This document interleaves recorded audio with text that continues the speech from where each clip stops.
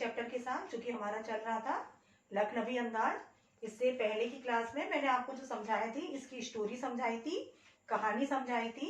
अब जो था आज हमारा जो होना है question answer discussion, question answer पर चर्चा होनी है, वो समझना है अच्छे से। और जिसने कहानी समझी होगी उसको समझ में आएंगे भी क्वेश्चंस के आंसर्स। तो आज हम शुरू करने जा रहे हैं बेटा अपने क्वेश्चन आंसर। लेकिन उससे पहले, क्योंकि मैंने टास्क दिया था आपको, तो उस टास्क का आंसर कि जो था आपका कि लखनवी अंदाज पाठ में निहित संदेश को बताना है आपको कि लखनवी अंदाज जो पाठ है, उस पाठ के माध्यम से जो सुप्रसिद्ध कहानीकार हमारे यशपाल, वो क्या संदेश देना चाहते हैं, क्या सीख देना चाहते हैं, क्या मोरल वैल्यू है, हमसे हमें क्या प्रेरणा मिलती है इस कहानी से, क्या सीख, क्या अच्छाई हम लेना, क्योंकि हर कहानी में मोरल वैल्यू होती है, सीख होती है, संदेश होती है ना। तो यशपाल जो कि सुप्रसिद्ध कहानीकार, कथाकार, उन्होंने भी जो कहानी है, आधुनिक कहानी लिखने वाले, उन्होंने भी कहानी में सीख दी है, संदेश दिया है। ये कहानी भी, क्योंकि ये व्यंग्य रचना है पूरी कहानी, तो क्या सीख मिलती है। तो आपका ये टास्क था, तो आज मैं उसका आंसर देने जा रही हूँ बेटा। और जिनका है भेजे थे काफी बच्चों ने, है ना, तो आंसर बेटा अपना देख ले, समझ ले, गड़बड़ी हो दिमाग में बैठा ले कि क्या गड़बड़ किया है। तो इसका जो आंसर की जो कहानी है, उसका जो मोरल वैल्यू है, संदेश कि हमें क्या है, काल्पनिक जगत में नहीं जीना चाहिए, पहला वास्तविक जगत में जीना चाहिए, यानी वास्तविकता के धरातल पर जीना चाहिए, काल्पनिक दुनिया से दूर रहना चाहिए, दिखावटी जीवन नहीं जीना चाहिए, बनावटी जीवन नहीं जीना चाहिए, शोबाजी नहीं करनी चाहिए। तो पहला तो इसका संदेश ये है। दूसरा क्या है कि हमें किसी भी चीज के महत्व, किसी भी, चाहे वस्तु हो चाहे व्यक्ति हो, किसी के भी संदर्भ में किसी के भी महत्व का आकलन कम नहीं करना चाहिए, किसी के महत्व को कम नहीं समझना चाहिए। जैसे कि नवाब साहब थे, खीरे को क्या समझ रहे थे, तुच्छ, छोटी चीज, इसीलिए तो उन्होंने खीरा नहीं खाया ना। जबकि जो खीरे से हमें जो मिलता है वो किसी दूसरी चीज से कैसे मिल जाएगा। सभी जानते हैं बेटा, आप लोग साइंस में पढ़े हुए हो, किसी चीज से हमें विटामिन मिलता है, किसी से कैल्शियम मिलता है, किसी से वसा मिलता है, किसी से प्रोटीन मिलता है, विटामिन में भी किसी से ए मिलता है, तो किसी से बी मिलता है, किसी से सी, किसी से डी मिलता है। और हर एक चीज की तत्व की आवश्यकता है हमारे में, विटामिन हो चाहे प्रोटीन, हर एक की आवश्यकता है। यदि किसी एक की भी हमारे शरीर में कमी रह जाती है तो हमें बीमारी होने लगती है, ये सभी जानते हैं। तो जो कौन थे, नवाब साहब, वो केवल क्या समझ रहे थे कि खीरा क्या है, तुच्छ चीज है, छोटी चीज है, सस्ती चीज है, यदि वो खाएंगे तो उनकी क्या हो जाएगी, नवाबियत फीकी पड़ जाएगी। जबकि उन्होंने लिया खाने के लिए था, लेकिन उसको फेंक दिया उन्होंने। किसने, नवाब साहब ने, केवल उसको तुच्छ समझ के, छोटा समझ के, जो कि गलत है, किसी का महत्व कम नहीं है। जो हमें उसकी पूर्ति हमें खीरे से हो सकती है, गर्मी में सभी जानते हैं पानी की कमी किससे पूर्ति होती है हमारे शरीर में, खीरे से। तो वो कमी कोई और तो नहीं कर सकता ना। तो हमें कहीं नहीं समझना चाहिए। कहा भी गया है, रहीमदास जी की ये पंक्तियां कि रही मन देख बड़े को और लघु न दीजिए डार, और जहां काम आए सुई कहा करे तलवार, है ना, कि रही मन देख बड़े को और लघु न दीजिए डार, जहां काम आए सुई कहा करे तलवार। जहां सुई का काम है, तलवार नहीं कर सकती। यदि कपड़ा सिलना है तो हमें क्या है, सुई की ही आवश्यकता होगी, तलवार वहां बड़ी बनाई है, उसकी हमें आवश्यकता नहीं पड़ेगी, उससे काम नहीं होगा। तो हमें बड़े को देखकर छोटे को महत्व कम नहीं समझना चाहिए। सुई भले ही छोटी होती है, तलवार बड़ी, लेकिन सुई का काम सुई करेगी और तलवार का तलवार। तो हमें कभी भी किसी के महत्व को कम नहीं समझना चाहिए, आकलन कम नहीं समझना चाहिए, है ना। तो दूसरी सीख हमें इससे ये मिलती है। तीसरे क्या है कि हमें, कि लेखक ने देखा कि जब बिना खाए हमें स्वाद भी मिल रहा है, और क्या मिल रहा है, ये डकार भी आ रही, पेट भरना, तो बिना विचार घटना और पात्रों की कहानी क्यों नहीं लिखी जा सकती। लेकिन ये व्यंग है, कटाक्ष है केवल नवाब साहब जैसे लोगों पर, क्योंकि बिना विचार घटना और पात्रों के कहानी लिखना तो दूर की बात है, हम कहानी लिखने की कल्पना भी नहीं कर सकते, है ना। तो कहानी लिखना तो दूर की बात हो गई, हम लिखने की सोच भी नहीं सकते, क्योंकि ये सारे आवश्यक तत्व हैं किसके, कहानी के। तो इनके अभाव में कहानी नहीं लिखी जा सकती। तो ये केवल व्यंग है कि उन्होंने नवाब साहब जैसे लोगों पर व्यंग किया है। बेटा, क्या आप यदि खाना नहीं खाएंगे तो क्या आपका पेट भर जाएगा, क्या आपको स्वाद आ जाएगा। या कोई चीज है आपने नहीं मुंह में डाली, क्योंकि हमारी इंद्रियां स्वाद इंद्रियां है, जीव है, आंखों से हम देखते हैं, है ना। तो आंख हमारी इंद्रियां है, कान है, 5 हमारी इंद्रिय, त्वचा से हम महसूस करते हैं, है ना। तो ये सब क्या है, हमारी इंद्रियां हैं। तो ये सारी इंद्रियां, और सबसे अपना अपना काम होता है। तो वैसे ही क्या है कि जो जीभ है उससे हम स्वाद लेते हैं। यदि हम मुंह में डालेंगे ही नहीं तो हमें किसी चीज का स्वाद कैसे आएगा। और जब हम अंदर नहीं डालेंगे, पेट के अंदर तक नहीं जाएगा, तब तक हमारा पेट कैसे भर सकता है। तो केवल व्यंग किया है नवाब साहब जैसे लोगों पर, क्योंकि वो क्या कर रहे थे, अपनी झूठी नवाबियत दिखा रहे थे, है ना, कि बिना खाए क्या हो गया, उनका पेट भर गया, ये दिखा रहे थे वो, है ना। मैंने बताया था ना, ऊट पटांग करने, हरकत करने से भी बाज नहीं आते हैं, दिखावटी जीवन जीते हैं ऐसे लोग। तो यहाँ पर नवाब साहब जैसे लोगों पर क्या है, व्यंग किया है, कटाक्ष किया है, जो काल्पनिक जगत में जीते हैं, वास्तविक दुनिया से बेखबर होकर। तो लेखक का कहना, सीख देना कि जिस तरह से बिना खाए किसी चीज का हम ना तो स्वाद ले सकते हैं, ना पेट भर सकते हैं, ठीक उसी प्रकार क्या नहीं हो सकता है कि बिना विचार, घटना और पात्रों के कहानी लिखना तो दूर की बात है, हम कहानी लिखने के बारे में सोच भी नहीं सकते। तो ये है, इससे हमें सीख मिलती है 3। पहली कि हमें दिखावटी जीवन नहीं जीना चाहिए, बनावटी जीवन नहीं जीना चाहिए, शोबाजी नहीं करनी चाहिए, है ना, काल्पनिक जगत में नहीं जीना चाहिए, वास्तविकता के धरातल पर जीना चाहिए, पहला। दूसरा, हमें किसी का भी कम नहीं समझना चाहिए महत्व को, है ना, क्योंकि जहां जिसका होता है महत्व, काम की चीज होती है, वहां हम उसी का ही प्रयोग करते हैं। वे चाहे व्यक्ति के संदर्भ में हो, क्योंकि व्यक्ति के भी पक्ष में लेंगे बेटा, हर एक में अपनी अपनी क्वालिटी होती है। जरूरी नहीं है कि पढ़ाई में ही हो, कोई पढ़ाई में होता है, कोई लिखाई में, किसी का राइटिंग अच्छी होती है, किसी का क्या है, गाने में गला अच्छा होता है, किसी की ड्राइंग अच्छी होती है, कोई बिजनेस करने में परफेक्शन होता है किसी का। तो सबका अपना अपना होता है। तो हमें किसी के महत्व को कभी भी कम नहीं समझना चाहिए। तीसरा क्या है कि जिस तरह हम बिना खाए किसी चीज का स्वाद नहीं ले सकते और ना ही हम पेट भर सकते हैं, तो ठीक उसी प्रकार बिना विचार, घटना, पात्रों के कहानी लिखना तो दूर, कहानी लिखने के बारे में हम सोच भी नहीं सकते, क्योंकि ये सब कहानी के आवश्यक तत्व हैं। तो जो आपका टास्क था, जो मोरल वैल्यू, वो 3, ये आपको सीख, महत्वपूर्ण सीख है, संदेश निहित है, मोरल वैल्यू, इसके माध्यम से हमें यशपाल जी ये सीख देना चाहते हैं। क्लियर है। अब आगे क्या है हमारा क्वेश्चन आंसर। क्वेश्चन आंसर लेने से पहले थोड़ा सा कहानी शॉर्ट रूप में। कहानी में क्या था कि लखनऊ के नवाब के बारे में, लेखक के बारे में, कि लेखक ने टिकट लिया 2nd क्लास का, टिकट का वो बैठ गया, उसने सोचा उसको नई कहानी के आवश्यक तत्व मिल जाएंगे, नई कहानी लिख पाएगा, एकांत जगह उसको मिल जाएगी और लिखेगा। जब वो चढ़ा उसमें, तो उसने देखा कि एक नवाब साहब पहले से ही बैठे हुए हैं वहां पर, पालती मारे हुए, एक सफेद पोश। और उन्होंने देखा, उसने कि महसूस किया लेखक ने कि जैसे ही वो चढ़े तो उनके चेहरे पर असंतोष भाव दिखाई देने लगा। उन्होंने कोई उत्साह नहीं दिखाया बात करने के लिए, खिड़की से बाहर देखने लगे। कौन? नवाब साहब। तो लेखक समझ गया कि वो बात करने के लिए उनसे तनिक भी उत्सुक नहीं है और कोई रुचि नहीं है उनकी। उसके अलावा क्या है, बाहर देखने लगे। और उन्होंने नवाब साहब को, लेखक ने, है ना, लेखक की संगति के लिए भी उत्साह नहीं दिखाया। नवाब साहब ने लेखक की संगति के लिए भी कोई उत्साह नहीं दिखाया, खिड़की से बाहर देखने लगे। तो उसके बाद क्या था कि उनके पास खीरे थे, खीरे लेकर चढ़े थे नवाब साहब। तो उन्होंने पहले उनसे आग्रह किया, खाने के लिए मना कर दिया। फिर उसके बाद उन्होंने क्या करा, नवाब साहब ने खीरे को धोआ, उन्होंने लोटा उठाकर नीचे सीट से बाहर हाथ करके खिड़की के, उसको फिर पहुंचा और उसको फिर गोदा, उसको छीला, काटा, नमक मिर्च जीरा डाला, खाने के लिए तैयार कर लिया। एक बार फिर से आग्रह किया उन्होंने, किससे किया? लेखक से। लेकिन लेखक, आत्मसम्मान का प्रश्न था, तो लेखक ने मना कर दिया ये कहकर कि मैदा उनका कमजोर है, मैदा कहते हैं पेट, कि उनका पाचन शक्ति, पेट जो है कमजोर है, तो इसलिए ये कहकर उन्होंने मना कर दिया। अब उन्होंने क्या किया, नवाब साहब ने एक एक फाक को अपने होठों तक ले गए और क्या किया, सूंघकर उसे खिड़की से फेंक दिया। एक एक फाक फिर ले गए दोबारा, इसी तरह सारी फाकों के साथ किया उन्होंने, सूंघकर खिड़की के बाहर फेंक दिया।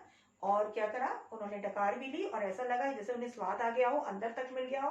तो लेखक ने सोचा कि जब बिना विचार, घटना, जब बिना खाए किसी चीज का हम स्वाद ले सकते हैं, पेट भी भर सकते हैं, तो बिना विचार, घटना, पात्रों की हम कहानी क्यों नहीं लिख सकते। तो यहाँ पर व्यंग किया है लेखक ने नवाब साहब जैसे लोगों पर कि यह काम कर सकते हैं। तो केवल कौन कर सकता है? नवाब साहब जैसे लोग। हम जैसे लोग नहीं कर सकते। हम जैसे लोग तो जब तक खाएंगे नहीं तब तक पेट नहीं भरेगा, तब तक स्वाद नहीं आएगा। जब तक हमारे पास आवश्यक तत्व नहीं होंगे कहानी के, तो हम तब तक कहानी भी नहीं लिख पाएंगे। तो ये हम जैसे साधारण लोग नहीं कर सकते, केवल नवाब साहब जैसे ही लोग कर सकते हैं, जो काल्पनिक जगत में जीते हैं, जो वास्तविकता के धरातल से दूर काल्पनिक जगत में, काल्पनिक दुनिया में जीने वाले ही कर सकते हैं। तो ये है बेटा कहानी, सबको समझ में आई होगी। अब आगे हमारे क्वेश्चन आंसर। पहला क्वेश्चन हमारा क्या है कि लेखक को नवाब साहब के किन हाव भावों से महसूस हुआ कि वे उनसे बातचीत करने के लिए तनिक भी उत्सुक नहीं है, कि वे उनसे बात करने के लिए तनिक भी उत्सुक नहीं है। लेखक को नवाब साहब के कॉपी पेन ले लें ताकि आप क्वेश्चन को नोट कर लें, ताकि क्वेश्चन का आंसर दे सकें। तो पहला क्वेश्चन है आपके लिए कि लेखक को नवाब साहब के किन हाव भावों से यह महसूस हुआ कि वो उनसे बात करने के लिए तनिक भी उत्सुक नहीं है, कि वे उनसे बात करने के लिए तनिक भी उत्सुक नहीं है। पहला क्वेश्चन है ये आपका। उसका आंसर कि जब लेखक चढ़ा सेकंड क्लास का टिकट लेकर, तो जो नवाब साहब पालती मारकर बैठे हुए थे, उनके चेहरे पर असंतोष का भाव दिखाई देने लगा था। उन्होंने उनकी ओर नजरअंदाज किया, देखा भी नहीं, खिड़की से बाहर बराबर देखने लगे, खिड़की से बाहर देखने लगे, और उन्होंने उनसे बात करने के लिए जरा सा भी उत्साह नहीं दिखाया, उनकी ओर देखा भी नहीं, उनको नजरअंदाज करने लगे, और ऐसा लग रहा था कि उनके चिंतन में क्या है, विघ्न पड़ रहा है, बाधा पड़ रही है ना, उनके एकांत में, उनके चिंतन में क्या पड़ रही है, बाधा। ऐसा उनके चेहरे को देखकर महसूस हो रहा था, किसके, नवाब साहब के चेहरे को देखकर, कि उनके एकांत में, उनके चिंतन में क्या हो रही है, विघ्न।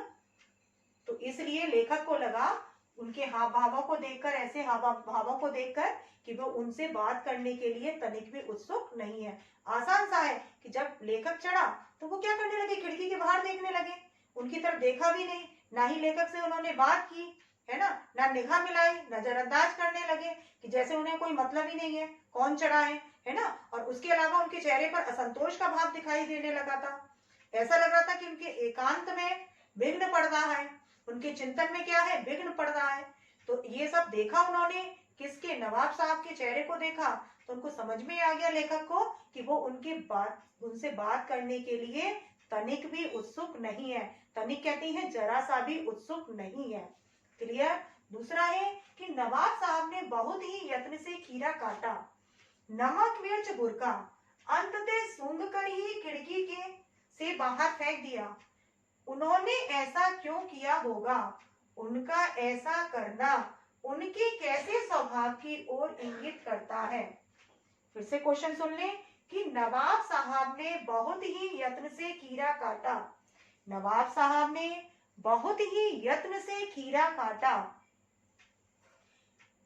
कॉमा लगाकर नमक मिर्च बुरका, कॉमा लगाकर नमक मिर्च बुरका, फिर कॉमा लगाकर अंततः सूंघ कर, अंततः, अंत में ता और ता पर विसर्ग लगेगा, अंत और ता पर विसर्ग, दो ता बनेंगे, एक ता पर विसर्ग लास्ट में, सूंघ कर ही खिड़की से बाहर फेंक दिया।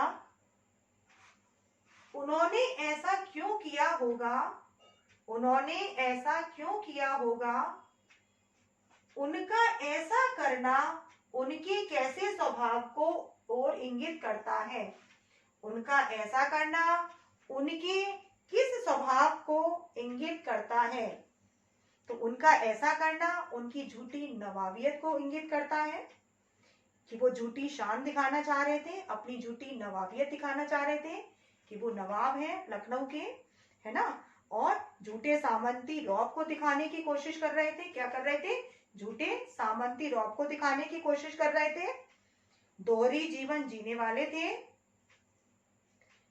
दोहरे जीवन उनके जीने को, कि वो दोहरा जीवन जीने वाले हैं, ये दर्शाता है, जिसके लिए वो क्या है, तमाम ऊटपटांग हरकतें करने के लिए भी क्या है, तैयार रहना, ये सब दर्शाता है। तो उनका ऐसा करना उनकी झूठी नवाबियत को, उनकी झूठी शान को, उनकी झूठी नवाबियत को, उनके झूठे सामंती रौब को दिखाता है, उनके झूठे सामंती रौब को दिखाता है। साथ साथ ये दिखाता है कि वो दोहरा जीवन जीने वाले हैं, वास्तविकता की दुनिया से दूर काल्पनिक जगत में जीने वाले हैं। ये सब स्वभाव को दिखाता है कि वो दिखावटी जीवन जीने वाले हैं, बनावटी जीवन जीने वाले हैं, केवल शोबाजी करने वाले हैं, दिखावा करने वाले हैं, है ना।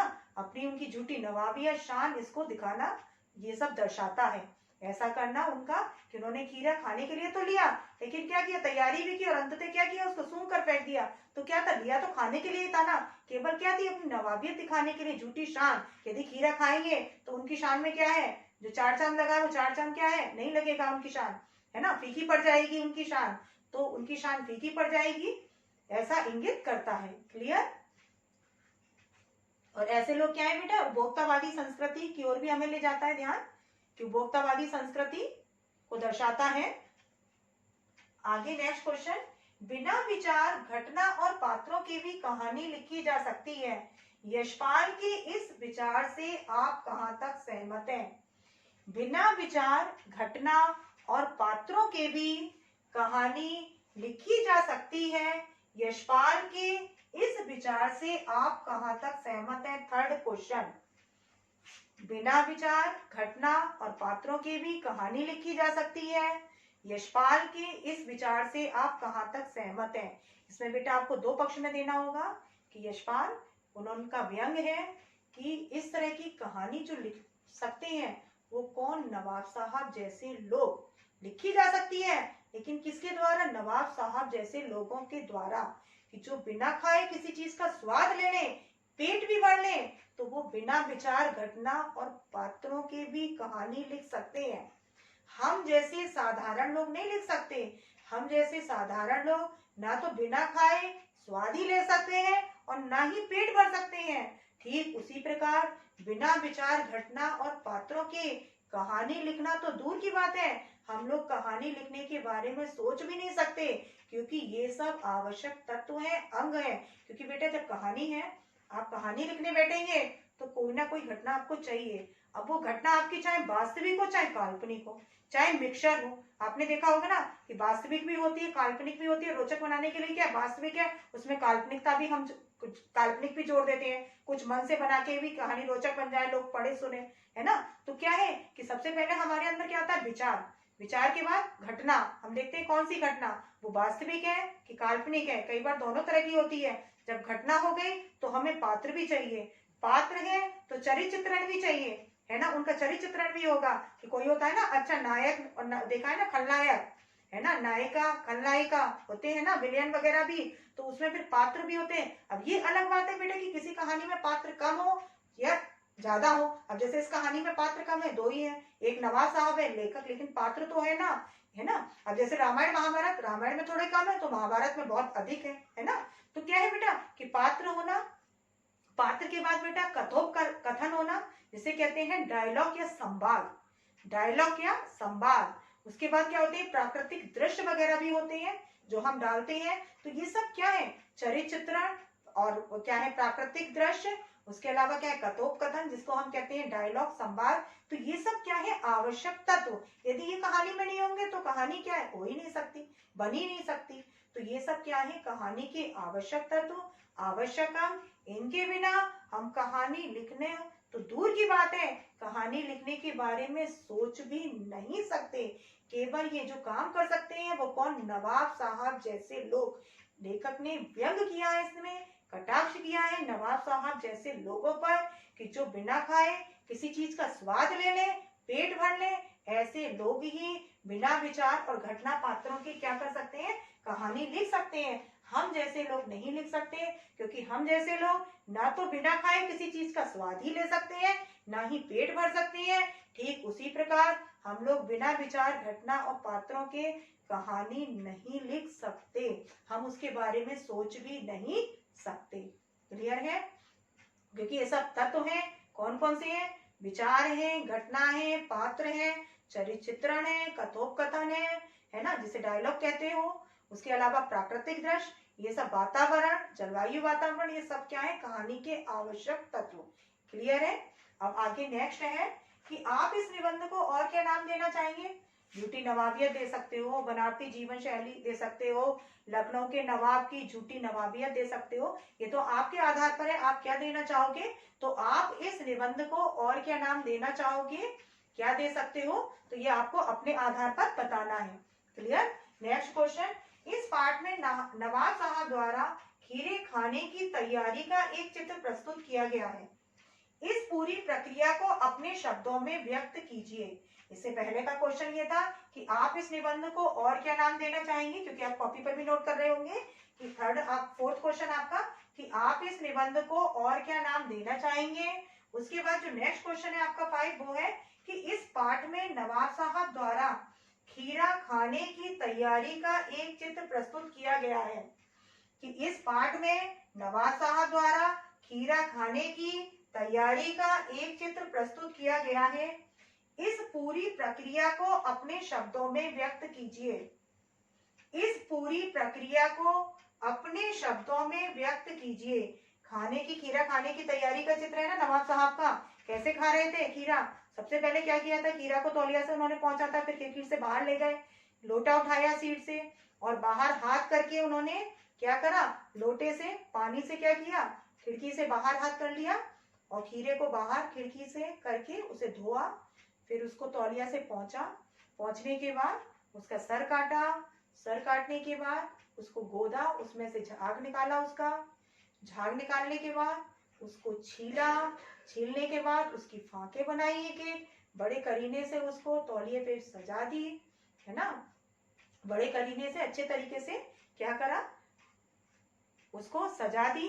सजाने के बाद उस पर नमक मिर्च जीरा बुरका, क्योंकि लखनऊ के जो है स्टेशन पर बालम खीरे के साथ नमक मिर्च जीरा देना, उसको बुरका और क्या करा, एक एक पाक को जीप तक ओर तक ले गए, उसको सूंघा और खिड़की के बाहर फेंक दिया और डकार ले ली।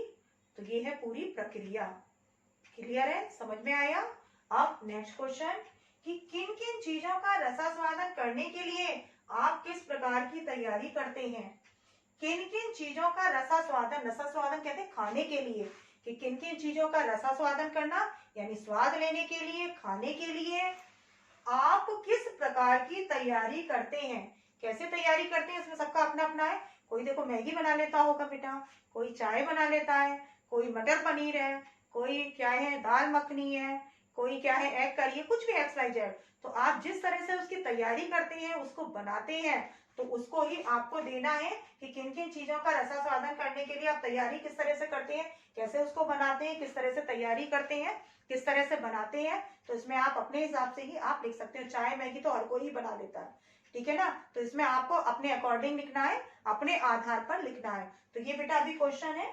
अभी हम आगे और भी कि खीरे के संबंध में नवाब साहब के, नेक्स्ट क्वेश्चन है 6, खीरे के संबंध में नवाब साहब के व्यवहार को उनकी सनक कहा जा सकता है। खीरे के संबंध में नवाब साहब के व्यवहार को उनकी सनक कहा जा सकता है। आपने नवाबों की और भी सनकों और शौकों के बारे में पढ़ा सुना होगा। आपने नवाब साहब की, नवाबों की और भी सनकों और शौकों के बारे में, सनकों और शौकों के बारे में पढ़ा सुना होगा। किसी एक के बारे में लिखिए, किसी एक के बारे में लिखिए। क्यों बेटा सनक, क्योंकि नवाब क्या होते हैं बेटा, उनके जीवन में कोई अभाव तो होता नहीं, पैसा ही पैसा, चापलूसों की कमी नहीं होती, प्रशंसा करने वाले खड़े हो जाते हैं, है ना। तो जब ऐसे होते हैं तो वो क्या हो जाते हैं, और अधिक सनकी बन जाते हैं। कौन बन जाते हैं, नवाब साहब, क्योंकि पैसा अथा और पैसे की दम पर है। जो पैसा है तो चार लोग पूछते भी हैं, प्रशंसा करते हैं, चापलूस, है ना, बटरिंग करना।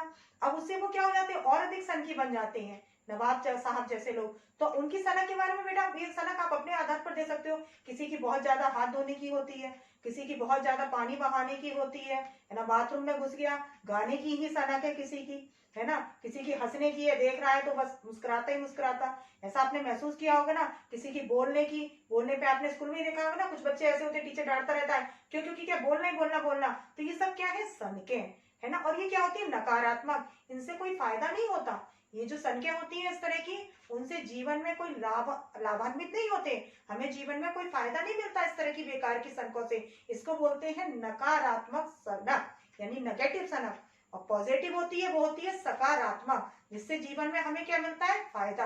क्योंकि सनक दो तरह की होती है, एक होती है सकारात्मक और एक होती है नकारात्मक। जो इस तरह की बेकार संख्या होती है उनसे जीवन में कोई फायदा नहीं होता, ये कहलाती है नकारात्मक। जो पॉजिटिव होती है, सकारात्मक होती है, वो क्या होती है, उनसे हमें जीवन में फायदा मिलता है। क्लियर है? अब बेटा आगे ले रही हूं मैं क्वेश्चन। अब मैं आगे नेक्स्ट क्वेश्चन बेटा 6 नंबर का क्वेश्चन, क्या सनक का कोई सकारात्मक रूप हो सकता है? यदि हाँ तो ऐसी सनकों का उल्लेख कीजिए। कि क्या सनक का कोई सकारात्मक रूप हो सकता है? यदि हाँ तो ऐसी सनकों का उल्लेख कीजिए। ये आपका 7 नंबर का क्वेश्चन है, सब ध्यान से, और इम्पोर्टेंट भी है, पूछ भी लिया जाता है एग्जाम में। सनक मैंने आपको बताया था इससे पहले के क्वेश्चन में, अभी 6 में, कि दो तरह की होती है, एक नकारात्मक और एक सकारात्मक। नकारात्मक सनक से हमें कोई फायदा नहीं होता, बेकार की संख्या है ना। और जो सकारात्मक होती है, पॉजिटिव होती है, उनसे हमें फायदा मिलता है, जीवन में हम आगे बढ़ते हैं। क्यों? क्योंकि सकारात्मक सनक क्या है कि किसी भी कार्य की पूर्ण सफलता के लिए जो पूर्णतः हमारा समर्पण का भाव है, वही क्या कहलाता है, सकारात्मक सनक, है ना। कि किसी कार्य की सफलता के लिए कि पूर्ण तरह से सफल हो, उसके लिए हम जो पूरी तरह से मेहनत में जुट जाते हैं, कोशिश में, प्रयत्न में, कुछ नहीं फिर हमको सुध रहती, केवल वही हमें काम दिखाई देता है, सिर्फ वही करना, वही वही वही हमें दिखाई देता है, और उसी में हम पूरा समर्पण भाव से लग जाते हैं, तो वही कहलाती है सकारात्मक सनक, है ना। अब इसके कई उदाहरण है हमारे सामने बहुत, जैसे गांधी जी ने सत्य अहिंसा के मार्ग पर चलकर क्या करा है, देश को आजाद। चंद्रशेखर आजाद, भगत सिंह, सुभाष चंद्र बोस वगैरह, इन्होंने क्या किया, क्रांति के मार्ग को अपनाते हुए क्या करा, देश को क्या करा, सनक दी ने, और इन्होंने क्या किया, देश को आजाद कराया। बचेंद्र पाल जो पहली बार हिमालय की चोटी पर पहुंची, सनक। धोनी खेल की सनक, तो सबको अपनी अपनी सनक, है ना। तो क्या है, गौतम बुद्ध ज्ञान प्राप्ति की सनक। तो सनक से क्या होता है कि ऐसे लोग क्या है कि जो ठान लिया, जो लक्ष्य जीवन में, उसी में पूरी तरह से समर्पित हो जाना, करते रहना, कार्य, मेहनत, कोशिश, प्रयत्न, तो वो कहलाती है सकारात्मक सनक। तो इसमें आपको बताना होगा कि क्या सनक का कोई सकारात्मक रूप हो सकता है, तो आपको देना होगा कि हाँ, सनक का सकारात्मक रूप भी होता है। वो रूप क्या होता है कि किसी भी काम की पूर्ण सफलता के लिए हम जो समर्पण का भाव रखते हैं, वही क्या है, हमारी सकारात्मक सनक। किसी काम की पूर्ण सफलता के लिए जो हम क्या करते हैं, पूर्ण समर्पण का भाव रखते हैं, वही कहलाती है सकारात्मक सनक। क्लियर? और इस प्रकार की सनक से जीवन में हम क्या है, कई बार ऊंचाइयों पर पहुंच जाते हैं, बुलंदी को छू लेते हैं, अपने नियत लक्ष्य को प्राप्त कर लेते हैं, यदि ऐसी सनक आ जाए हमारे अंदर, सकारात्मक सकारात्मक ऊर्जा। आपने देखा होगा अभी स्टूडेंट लाइफ में, विद्यार्थी जीवन में पढ़ने की सनक, बच्चे हैं, मेहनत करते हैं, रात रात दिन दिन एक एक कर देते हैं। आप लोगों में भी है ऐसे कि पढ़ाई की सनक, अच्छे अंक लाना है, 100% देना है, तो सनक, और उसके लिए क्या करते हैं, पढ़ते रहना, पूरा समर्पण भाव, है ना। तो वो क्या है, सकारात्मक सनक, और अच्छे अंक भी लाते हैं। अब आगे क्या है, यदि हाँ तो ऐसी सनकों का तो आप अपने उदाहरण दे सकते हो, किसी का भी पढ़कर क्या किया, अच्छे अंक लाना पढ़ाई में। धोनी का खेल के जगत में क्या, अपना नाम रोशन करना, उसे सनक थी खेलने की, क्रिकेटर बनना, है ना।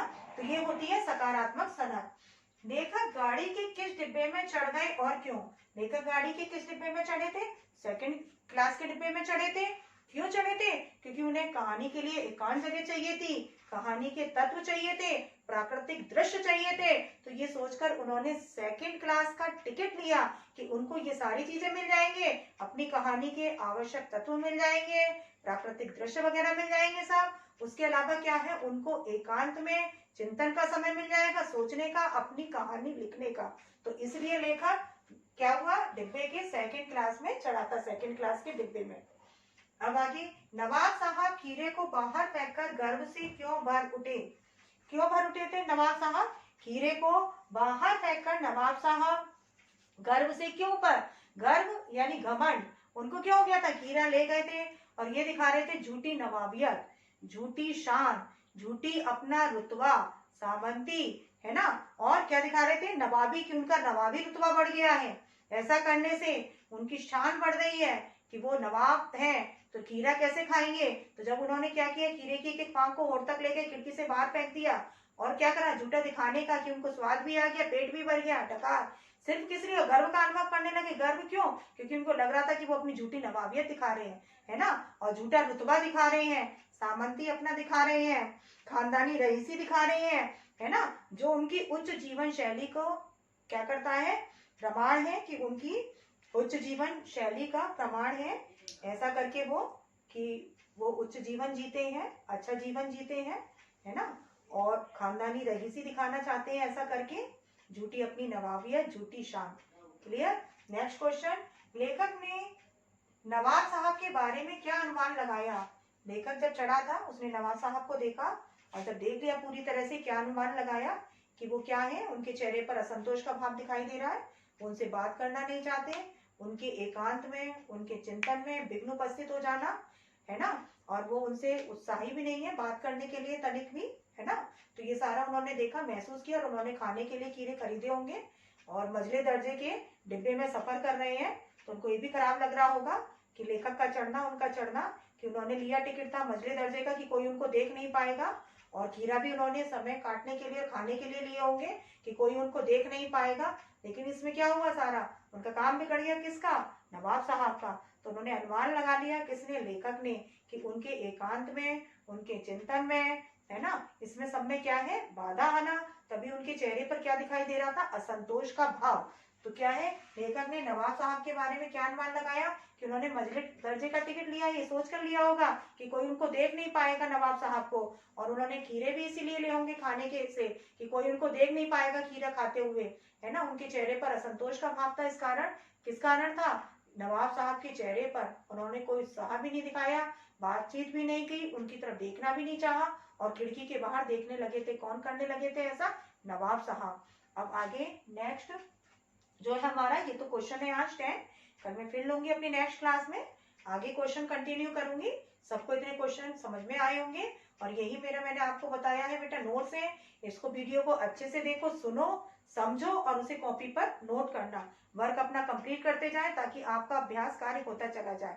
क्लियर है। अब नेक्स्ट हमारा जो टास्क है, कल के लिए सब तैयार है टास्क के लिए, वो है इंटरेस्टिंग ही है, और मैं 2 दे रही हूँ इसमें और लगाकर, जिसका जो मर्जी हो वो कर सकता है, 2 में से 1 करना है कोई भी, और दोनों करना चाहे वो दोनों भी कर सकते हैं। टास्क आपका क्या है, लखनवी अंदाज शीर्षक की सार्थकता तथा अन्य शीर्षक, यानी आपको सार्थकता बतानी है कि लखनवी अंदाज जो है शीर्षक वो सार्थक है कि नहीं, और यदि है तो क्यों, और नहीं है तो।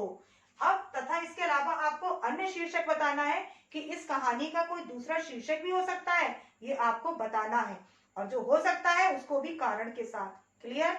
दूसरा आपका जो क्वेश्चन है वो क्या है कि एक कहानी के आवश्यक तत्व, कि एक कहानी के कौन कौन से आवश्यक तत्व होते हैं, ये आपको बताना है कि कहानी के कौन कौन से आवश्यक तत्व होते हैं, ये आप अपने बता सकते हैं। ठीक है, तो ये है, और एक मजाक वाला जो आप कमेंट बॉक्स में डाल सकते हैं, जो कि मैं देती हूँ आपके एंटरटेनमेंट के लिए, आनंद के लिए, एंटरटेनमेंट के लिए, क्या है कि कमेंट बॉक्स में आपको सेशन में ये डालना है, सेक्शन में क्या डालना है कि अपनी किसी सनक को लिखकर भेजें। सब में होती है, कोई ना कोई होती है ना, आप बताएं, अपनी सनक के बारे में भी बता सकते हैं कि आपका कुछ है ऐसी सनक, किसी में मैंने भी बताया ना, बोलने की होती है, किसी की दूसरे को देख के हंसने की होती है, किसी की भिनभिनाने की होती है, किसी की माथे पर सर डालने की होती है ना, किसी की बकबकाट करने की होती है, तो ये तो सब सन के ही है ना। तो अब आपको अपने इस आधार पर बतानी है कि आपकी जो हो